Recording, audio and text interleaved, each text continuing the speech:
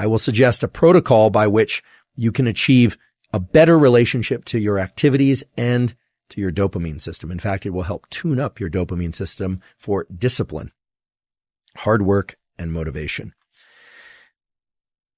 Hard work is hard.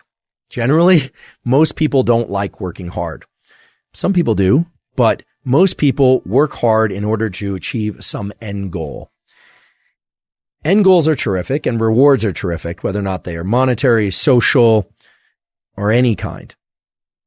However, because of the way that dopamine relates to our perception of time, working hard at something for sake of a reward that comes afterward can make the hard work much more challenging and make us much less likely to lean into hard work in the future.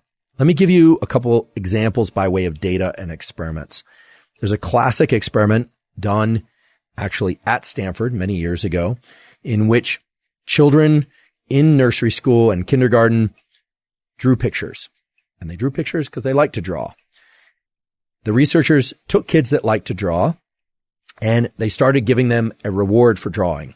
The reward generally was a gold star or something that a young child would find rewarding. Then they stopped giving them the gold star. And what they found is the children had a much lower tendency to draw on their own. No reward. Now, remember, this was an activity that prior to receiving a reward, the children intrinsically enjoyed and selected to do. No one was telling them to draw. What this relates to is so-called intrinsic versus extrinsic reinforcement. When we receive rewards, even if we give ourselves rewards for something, we tend to associate less pleasure with the actual activity itself that evoked the reward. Now, that might seem counterintuitive, but that's just the way that these dopaminergic circuits work. And now understanding these peaks and baselines in dopamine, which I won't review again, this should make sense.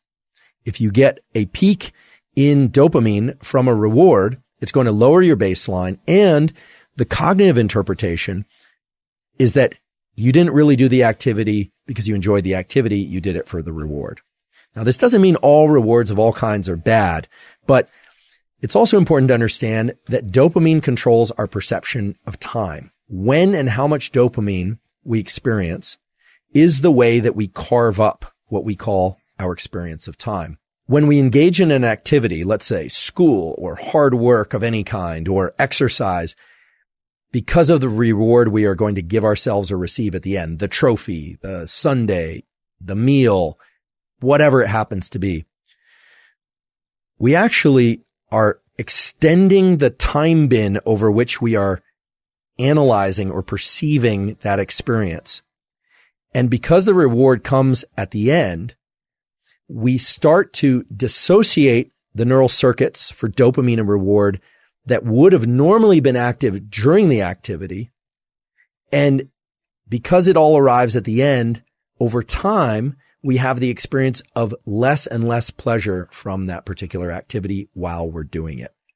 Now, this is the antithesis of growth mindset. My colleague at Stanford, Carol Dweck, as many of you know, has come up with this incredible theory and principle, and it actually goes beyond theory and principle, called growth mindset, which is this striving to be better, to be in this mindset of I'm not there yet, but striving itself is the end goal. And that, of course, delivers you to tremendous performance. It's been observed over and over and over again that people that have growth mindset, kids that have growth mindset, end up performing very well because they're focused on the effort itself.